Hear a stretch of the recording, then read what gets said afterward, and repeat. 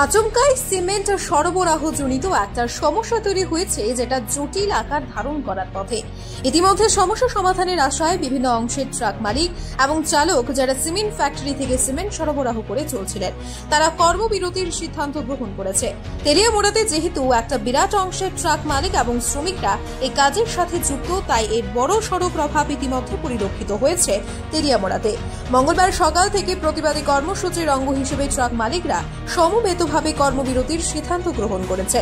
যদিও এই বিষয়টা তেলিয়ামুড়া থেকে শুরু হয়েছে, কিন্তু ইতিমধ্যে গোটা রাজ্য জুড়ে বিভিন্ন অংশের ট্রাক মালিক এবং শ্রমিকরা এর সমর্থন জানিয়ে চলেছেন।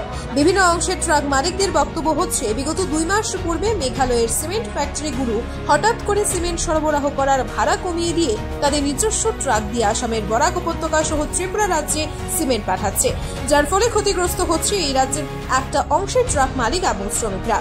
স্বাভাবিকভাবেই এই সমস্যা নিরসনে একটা বিরাট অংশের ট্রাক মালিক এবং শ্রমিকদের এই কর্মবিরতি আগামী দিনে কোন দিকে গড়ায়, এটাই এখন দেখার বিষয়।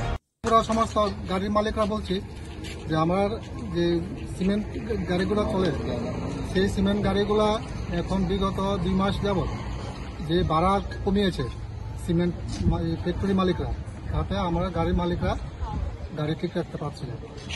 এখন আমাদের বরাক উপত্যকার যে গাড়ির মালিকরা এবং মেঘালয় গাড়ির মালিকরা, সমস্ত সবাই মালিকরা একটা সিদ্ধান্ত উপনীত হয়েছে যে আমরা গাড়ি ভাড়া যদি না বাড়াই তাহলে আমরা গাড়ি আর চালাবো না।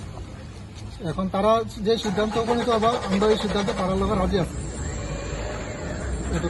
কবে থেকে ভাড়াটা কমানো হয়েছে? ভাড়াটা আসার গত 2 মাস যাবত, এর আগে 6 মাস যাবত রাস্তার যে পরিস্থিতি মেঘালয়, এই গাড়ি এইখানে চলে আপনার গাড়ির সমস্ত মেনটেন্যান্স দিয়ে সেটা আমরা কিছুই থাকতো না।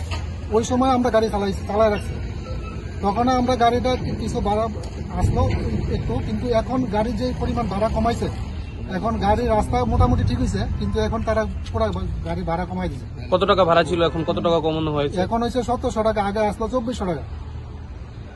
এখন সরকারি ন্যায্য মূল্য যদি আমরা ভাড়া যদি তারা সিমেন্ট ফ্যাক্টরি মালিক সাথে যদি সিমেন্টটা করে দেয়, তাহলে আমরা